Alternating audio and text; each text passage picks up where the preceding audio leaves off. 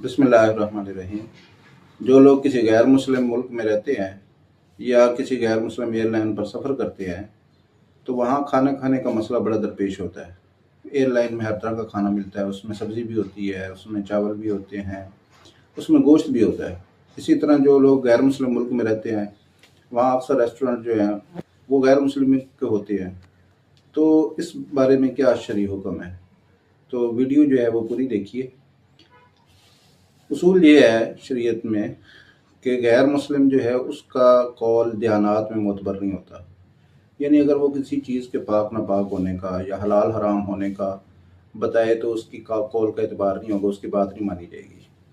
अलबत्ता मामलात में उसके कौल का एतबार होता है। यानी अगर वो किसी ख़रीद फ़रोख्त की बात करता है कि मैंने ये चीज़ फ़लाँ से ख़रीदी है या फ़लाँ को बेची है, तो इस चीज़ का एतबार होता है, क्योंकि मामलात कुफ़ार के साथ भी बड़े कसरत से होते हैं। तो अगर उनकी बात को मामलात में भी ना माना जाए तो उसमें बहुत हरज है। इसीलिए अगर एक गैर मुस्लिम कहता है कि मैं ये गोश्त किसी मुसलमान से लेकर आया हूँ, तो ये एक मामलात की बात है, मामले की बात है। तो जब एक मुसलमान से लेकर आया और उसके बात को हमने मान लिया तो इससे ज़िमनी तौर पर यह भी साबित हो गया कि ये गोश्त हलाल है, तो उसको खा सकते हैं। लेकिन अगर वो कहता है कि ये गोश्त हलाल है तो अब उसके कहने का एतबार नहीं है। इसलिए अगर आपने तहकीक करनी हो कि ये गोश्त हलाल है या हराम है तो आप उससे ये सवाल करें कि आप इस गोश्त को कहाँ से लाए हैं, आप ये गोश्त कहाँ से लेते हैं।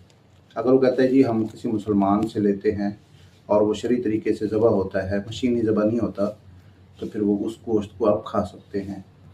अगर वो कहता है जी हलाल है, सिर्फ इतनी बात कहता है ये हलाल है, तो उसके हलाल कहने से वो हलाल नहीं होता। इस बारे में खुसूसी तौर पर एहतियात करनी चाहिए। इन दोनों चीज़ों में फ़र्क है। अगर वो कहता है कि मैं ख़रीद कर लाया हूँ किसी मुसलमान से, फिर तो वो हलाल है। लेकिन अगर वो कहता है ये हलाल है तो उसको फतवा देने का हक़ नहीं है। अल्लाह ताला से समझने की तौफ़ीक़ अता फरमाए।